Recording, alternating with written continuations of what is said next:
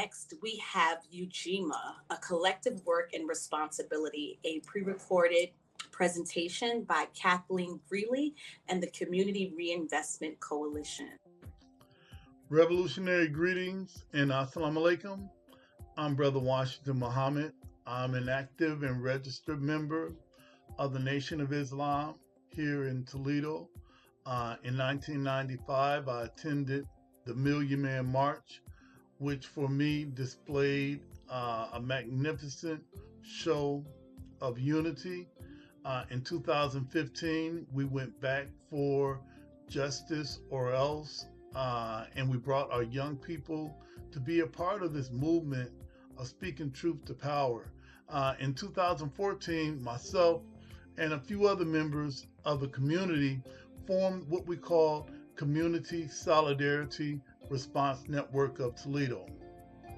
And we organized under the banner of Black Lives Matter and Justice or Else to address some of the critical issues that are happening in Toledo, Northwest Ohio, and beyond.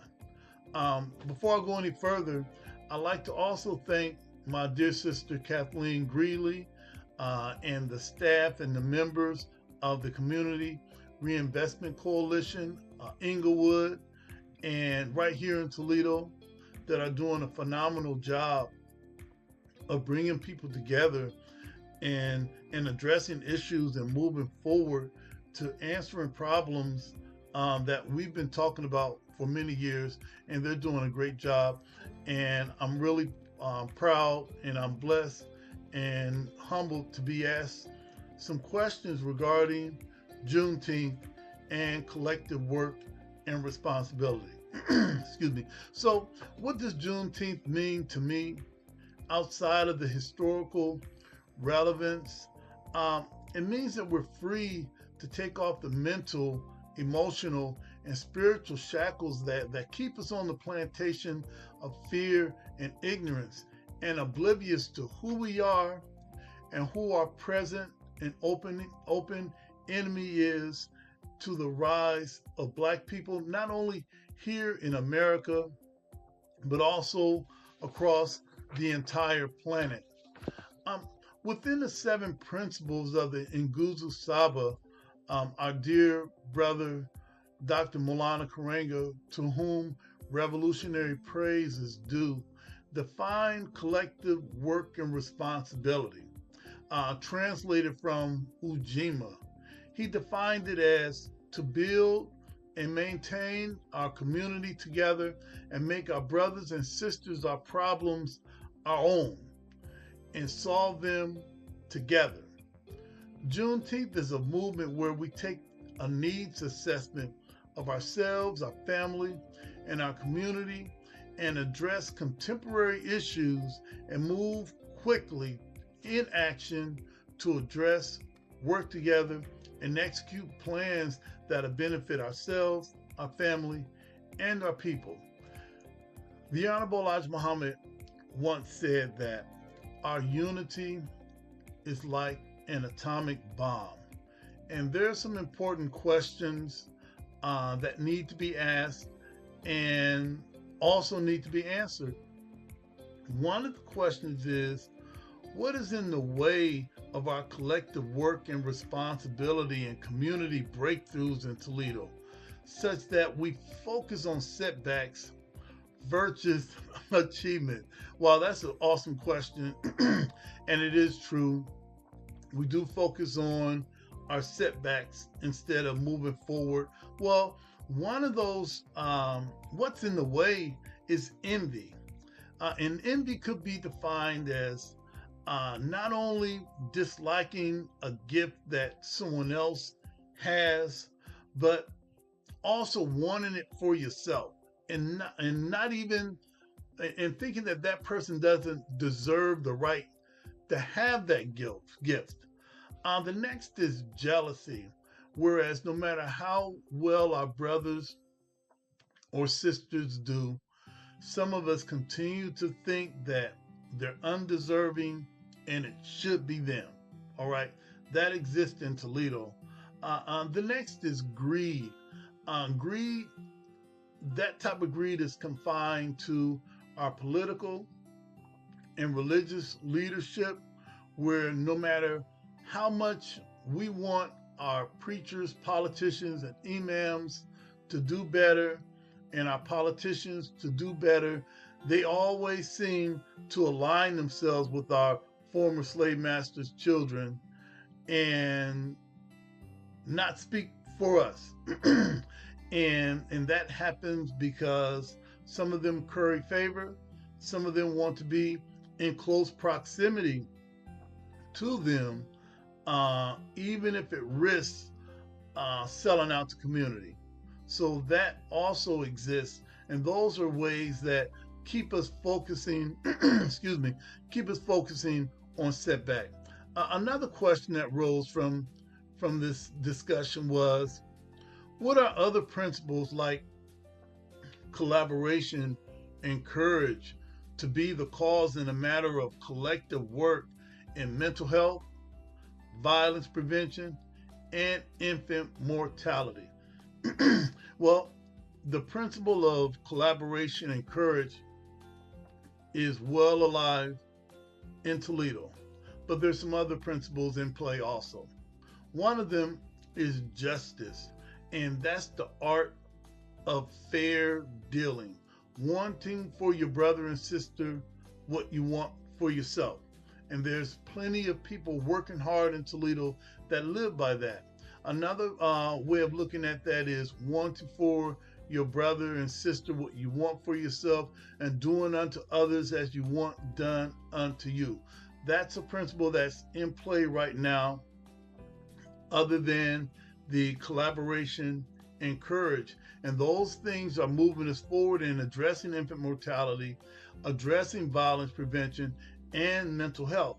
Another principle that's in play is virtue, being righteous and honest in the way that we do things toward each other. None of us are perfect, but we're striving to do better by making our word bond, saying what we mean, and mean what we say. So virtue is another principle that's in play right now. Another principle is the principle behind speaking truth to power and telling the truth regardless to whom or what, even if it's the truth about you. And the awesome young people that I organize with and others are organizing with, they're not taking our former slave masters and their children's word just on face value. They're digging into it to see if what they're saying is true and what angle they're coming from. And our young people are not sitting back. They are not calming down, wishing for hope and going home. That ship has sailed. So those are some other principles in play. Another question that was asked is, how can we press beyond the forces against us? And this is a critical question, because sooner or later we're going to have to face this and regain trust and belonging to one another, and recreate the defiantness, purpose that could lead us to the strategies in urban spaces in Toledo. All right. How can we press beyond the forces against us? Well, first, having realistic expectations. Sometimes, family, it's not them, it's our poor planning. All right. Sometimes it's not them, it's us. So realistic expectations will help us move beyond the forces against us. And sometimes we are the forces against us, either knowingly or unknowingly. Another way to press beyond the forces against us is partnering with those who possess the skill set we need. Most times we like to partner with people we like, but they don't have the skill set to move us forward. Another thing that we can use to press forward beyond the forces against us is not allowing religion and political affiliation to cloud our judgment of who's best qualified to lead for a particular cause. Meaning that if we're addressing infant mortality, then we need those who are at the forefront of creating that awareness.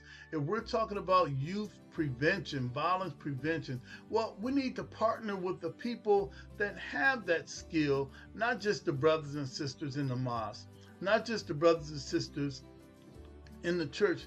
There are people that have actually invented the will and doing the will so that we don't have to create another.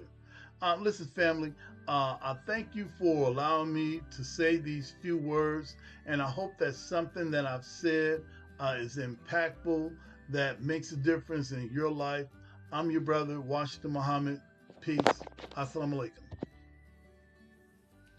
Collective work and responsibility, two very strong principles that I want to share or talk about, and focusing on collective responsibility for both achievements and setbacks in urban spaces in Toledo and other urban environments. And like this principle reminds us that building each other up is one of the best ways to truly solve our problems. And so I'm really inspired, by this conversation, because what comes to mind is Isabel Wilkerson and the warmth of other suns, and how over the decades, perhaps the wrong question was being asked about the Great Migration, and so it's addressed in this book, and they talk about perhaps it is not a question of whether the migrants brought good or ill to the cities that they fled to, or were pushed or pulled in the destination that they landed, but how they summoned the courage to leave anyway, right? And how they found like the will to press beyond the forces that were against them, and how they held on to the faith for a country that had rejected them for so long. And then, by their actions, they didn't dream the American dream, right? They willed it into being. By definition, they were being their own, just defining themselves and just choosing on their own. They didn't ask. They just demanded or declared, themselves Americans as they defined it. I think is a good way, the way that I would assess my readings. And they didn't care what other people thought. It's like they were just being who they've always been. They were being. How are you? Fine. What are your memories of Dorr Street in the 60s and early 70s? 60s and 70s. I was a young guy then. 60s, I don't know. My mom and dad taking me and my little brother and little sister to get ice cream. And on a Sunday, we drive down Dorr Street, see all the colors and the busy people and their Sunday clothes and things like that. Stories that older siblings told, things that they were doing. We weren't old enough to really go on Dorr Street in the 60s. By the time the 70s rolled around and I was in high school, I was able to get out a little bit more, catch the bus, maybe do some shopping, go to some of the men's stores that they had there, buy our own school clothes. And it was the same thing, really busy, not a very big street, traffic parking on both sides, people coming and going. It was pretty busy. All our people. So how did you feel when it was tore down? How did I feel? really didn't feel, because when Door Street was being torn down, the rest of the neighborhood was being torn down, the rest of the black community was being torn down, and they were rebuilding things. So I felt like this was just change, and something else would be there. So, what are your memories of what was going to happen to that area? In my mind, it would have been like Inglewood was. They tore down a lot of the houses and businesses in Inglewood, and they built a park, really nice park. And down near Door Street, they built Smith Park. So we always thought that there would be something nice. That's what I thought. They would build something nice. So, what were you told would happen to residents and businesses? As a young man, there was no discussion of that. We weren't informed of what was going to happen to that. I knew a lot of our friends moved to different parts of the city. If their parents were able to do that, they got nicer houses someplace else, or someone moved out of town. They just moved away. I wouldn't see them again until I was maybe grown. But at that time, I don't really have any memories of what they told us was going to happen. Just stories, I guess. Oh, well, thank you very much. You're welcome.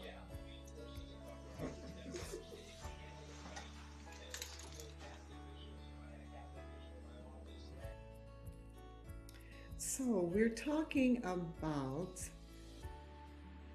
the third principle of Kwanzaa, which is collective work and responsibility. And we're talking about that because Toledo was recommitting to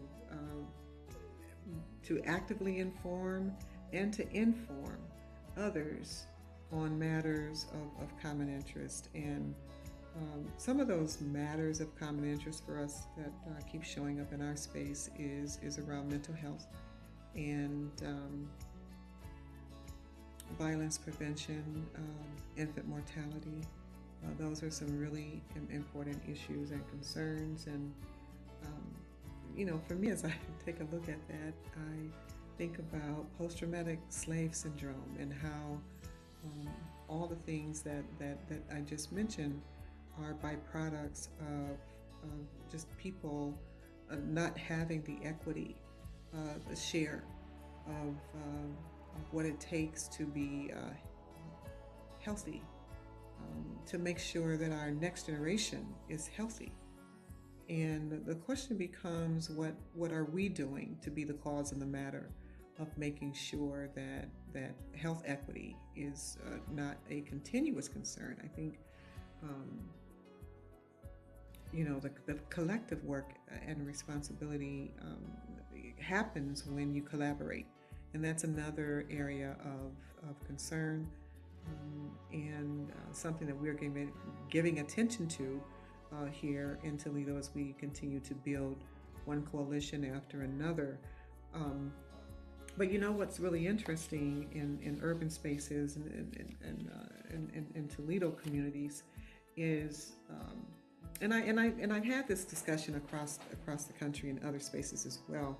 But I think what comes up for me is a continuous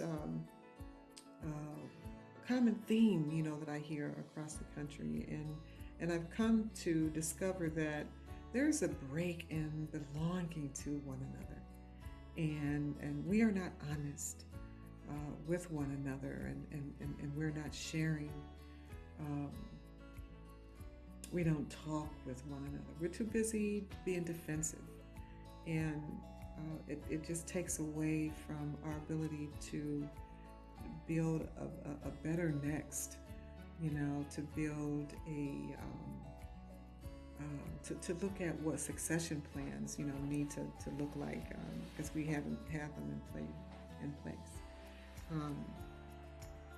So for me, the collective work and responsibility is really a well-structured administrative baton that's being passed to our next generation leaders, and that we're doing the mentoring that we need to do to make sure, to ensure that next generation leaders are in place. And so collective work and responsibility and taking care of our fellow man, woman, and again, our children tomorrow is, for me, the administrative baton that speaks to collective work and responsibility. What are your memories of Dorr Street in the 60s and early 70s? Dorr Street in the 60s and 70s. Dorr Street was the place to go. Dorr Street had everything you could think of. Had so many black businesses there. We had grocery stores. They had movie theater. They had furniture stores. They had appliance stores. I'm talking about new furniture, new appliances. People can go and buy, get whatever they wanted. They had restaurants. They had the Spot, was one of the best shrimp places in the city. Used to be on City Park, and they moved to Dorr Street. Everything you needed was on Dorr Street. And at night, it was lit up like Las Vegas. People were just having fun and enjoying each other. And how did you feel when it was torn down? Well, I felt pretty sad because we had lost a lot of businesses and everything was gone, and they had told us that what they was going to do, they was going to urban renewal, but, you know. And what are your memories of what was going to happen in that area? And what were you told would happen to the residents and the businesses? Well, see, that was the thing what I was just going to say, is that they said that they was going to tear all the stuff down and rebuild businesses, rebuild new homes so that people could have a place to stay. But instead, what they did, they tore everything down, and one side of the street, you got nothing but grass and lots down there.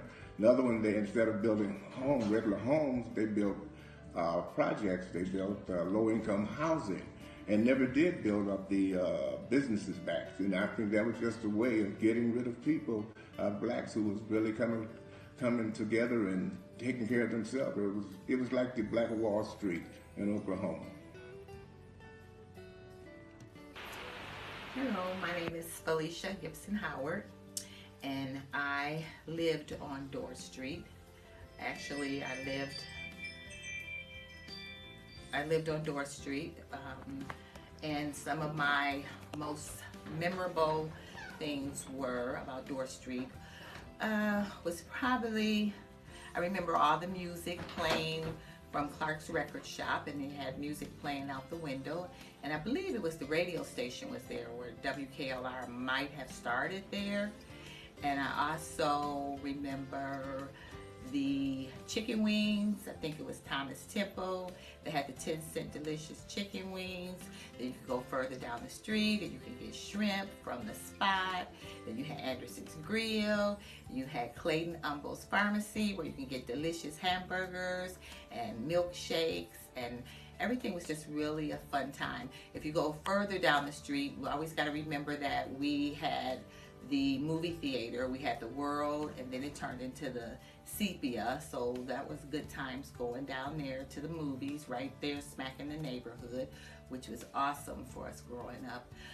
We had the park and the library, and oh, we can't forget about Soul City. My dad was Curtis Gibson, and it was his vision to start Soul City. I believe it was under Mayor Ensign where he pitched the idea to. And so we had Soul City, but a lot of people talk about Soul City, they always talk about the gym, but it was a lot more than just the gym. It was a recreation center, it was a place for kids to go, some place that they don't have right now to go after school, where, you know, the TV was there, you could do your homework, you could play ping pong, there was pool tables, I mean, we could do jacks, it was just so much to do. But then in the other room was where the Soul City boxers were at back there, but it was just so much to do with Soul City. Also on Saturday nights, some Saturdays we would have a sock hop there, just for the young people, which was, I think we were like 6th grade, junior high school then. And when Soul City was torn down, it was really a sad time. I was pretty young, so I probably wasn't as emotional as probably most of the adults. But once Door Street was torn down, the only things that was pretty much left was Gold Coast Record Shop, and then Flea's Record Mart came. And I am Flea. So Flea's Record Mart was there, but there wasn't much else on the street. When they tore Door Street down, they had told us, or what I remember was that I thought it was just going to be a beautiful neighborhood with beautiful homes and still some black businesses. But it ended up just building more projects. But from my memory, it should have been houses. And I would love to see it restored and have black businesses come back there and homes, and just restore it. I think it would be a beautiful thing because it was known as the block, and there was just so much going on there. There was music, all the clubs were there, we had Dora Hall. It was just so much going on there. So it would be great if we could bring some of those things back, have a movie theater again, have homes, have black businesses. There were grocery stores there. I mean, everything was right there just for us. So I would love to see something like that come back. But thanks for taking me back down memory lane. It was really nice thinking about how the block was and just the fun, and it was just awesome growing up. Thank you. Why is community politics important? I have so many mixed emotions about that. I mean, I've seen community politics work positively, and I've definitely seen it work negatively. There are communities that I am a part of that they have continued to hold on to a cyclical legacy of being in power, which has stunted the growth of the community because they refuse to grow. They refuse to grow in technology, which is where the world is going. So that, that kind of puts it in a space that is not beneficial for the community, and the community does not get the resources that it needs, is not supported as it should. And what ends up happening, like the Gucci Gullas in the Carolinas, it gets overtaken. And then they start building and they start making mansions and things that others want to come in and take over because of our ignorance. So that's where I've seen community politics not work very well. Where I've seen it work well, unfortunately, has not been in our communities. It has been in what we call the other, right, communities, where families are, presidentials. I mean, we have children, the Bushes, where the father and the son are there, and they're passing down legacy. They're continuing traditions. They're continuing, continuing wars that were started. They are continuing, policies. So, that's where it's kind of where it has worked well. And the question is, how do we get it to work that way for us, and where we are continuing to grow in our community politics? And I'm complete. Mm-hmm.